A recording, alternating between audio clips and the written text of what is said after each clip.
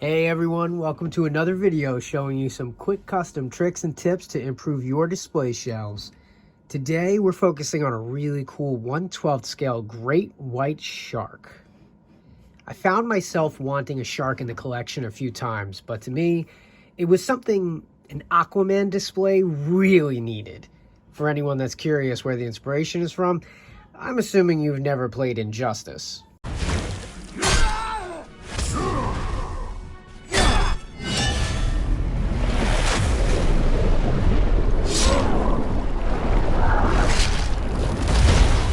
Now that's a super finisher. Back to the project. So I got lucky one day while hunting around my local Walmart. I was originally looking at dinosaur toys, specifically looking for a T-Rex head to make a custom completely unrelated to this. It was ironic I was not able to find that T-Rex head, but I did come across the Adventure Force Crunch and Carry Shark. Originally, I looked at it like a kid's toy, but when I picked him up, just to kind of see a scale reference, I thought, wow, I'm pretty sure this guy is in scale with 6 and 7 inch collections. I hit the fin to activate the action feature, and the jaw opened up real nicely. So then the creative juices started flowing. I knew that paint job couldn't stay.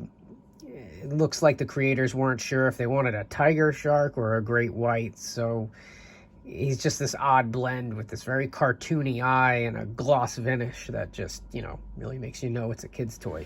I ended up sanding him a little bit, especially at the top where the seam line meets, where the plastic come together on the left and the right side. I knew I wasn't going to be using the catch and carry feature, so I grabbed my hot glue gun, and what I tried to do was to seal the crack of the belly from opening. I don't think it worked out all that well, but I don't see myself really leaving the belly ever exposed, so I just moved past it and got on to the last part, really, which was how to display the project. Earlier in the year, I had bought a few candle holders on clearance at Hobby Lobby. This specific candle holder had some decorative metal leaves, so I cut those off with my Dremel. I sanded the residual, and it now had a clean cylindrical look. I gauged the height that I wanted, so I cut the top off because, I'm not going to be needing that. There's no candles going here. And then I drilled a hole. What I did was I just matched the width of the drill bit with the width of the stand. After that, I'm kind of left with a matte black / sanded silver. So I knew when things got to that point, I was going to have to paint it. On top of that, I feel like Aquaman's telepathy is never truly showcased as well as it should be, especially in action figure form. So I rummaged through my fodder bin to find effect pieces that could mimic that look of telepathy from the comics. I found a couple of Marvel Legends energy effects I know we all have plenty of. I cut those from the outside in to get them into a more neater and more circular fashion. Then I just used a dab of hot glue to temporarily tack it on to both the shark and then Aquaman's head himself. I went back to the fish and turtle that the shark is supposed to interact with, the ones that it came with. And, I figured they could add some shelf appeal. The turtle looked a bit plain in that one green, so I actually spent a little time painting him. But the fish were great. They just needed stands. So I chopped up an older display arm from, I think I had a Mafex stand that snapped, and I basically cut that up as straight as I could, and I was able to mount the fish and the turtle onto the clear acrylic stands.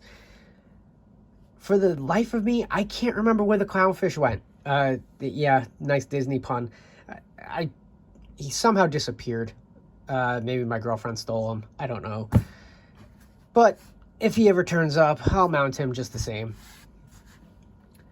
I feel like I got a tremendous amount of value with this kid's toy here. The sanding, painting, and hole drilling were all well worth it. Minus the time for the paint drying, this really only took a few hours worth of work. Even his little friends here provided some vibrant and very entertaining props. I'm not gonna lie, that new seahorse that McFarlane dropped looks awesome. And look, giant sea turtles and sea creatures will always be appealing, but there's something about a great white shark that's just simple, powerful, and just it yielded the exact amount of shelf presence I assumed it would. I hope you guys enjoyed the video. Feel free to check out the rest of the channel here on YouTube or flip through the Instagram. Have a great day, guys. Thanks for watching.